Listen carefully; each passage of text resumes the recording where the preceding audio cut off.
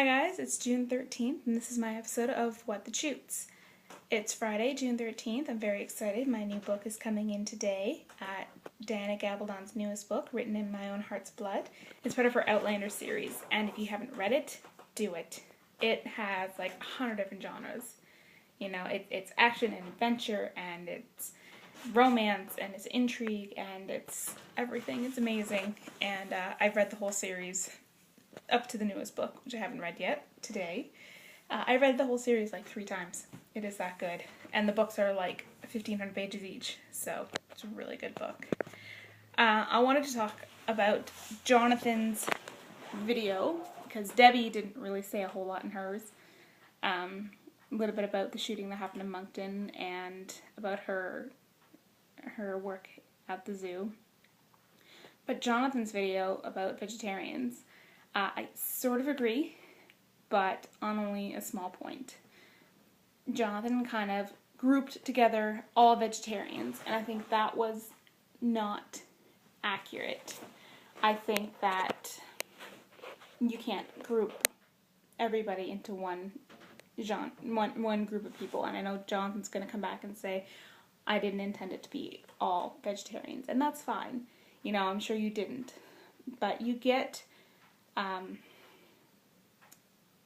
you know, people who are over passionate, you know, people who are way more enthusiastic than they should be, people who believe that their way of doing things is the only way of doing things and everybody else is doing it wrong. You get that in vegetarians, vegans, you also get it in religious people, you get it in racist people, you get it in, you know, breastfeeding versus bottle feeding, you know. There's a group of people everywhere who thinks their way of doing things is the only way and everyone else is doing it wrong and should be condemned. I'd love to try being a vegetarian. There is a movie on Netflix called Vegucated. It's a documentary, I guess. It's not a fictional movie of any sort. But it's about living a vegan lifestyle. And I highly recommend it. A little bit of language, and some of the scenes are really intense.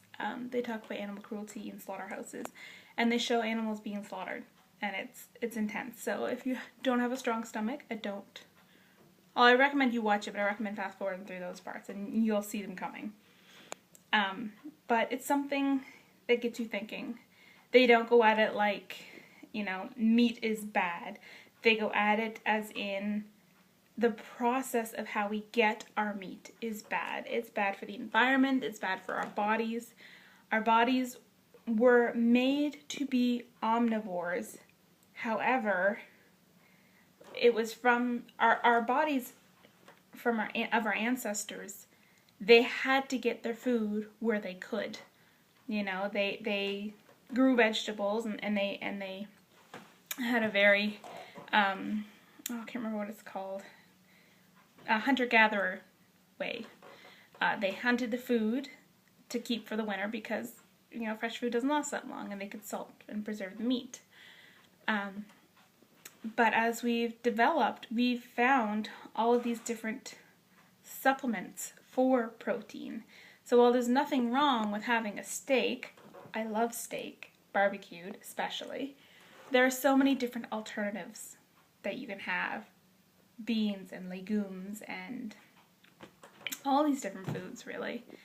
And there's 100,000 different ways to cook them. So if there's a better way, you know, why not try that? One of the things they said that really struck a chord was people hear vegan, they think of a religious thing, you know. There are doctrines and morals and principles and very laid out, do this like this. And it should just be more of adopting a slower paced, you know, try to do better, you know, don't switch 100%, switch, you know, instead of drinking dairy, drink almond milk, you know, try something different. And so that's something that I'm planning on doing. I have a whole cupboard full of beans and legumes and lentils that I'm going to start trying. I'm off to the library to go find some books on these things. And hopefully my new book comes in when I'm home and not when I'm at the library. It's a bit of a rant. I've got 8 seconds. Thanks for listening. I'll see you guys later.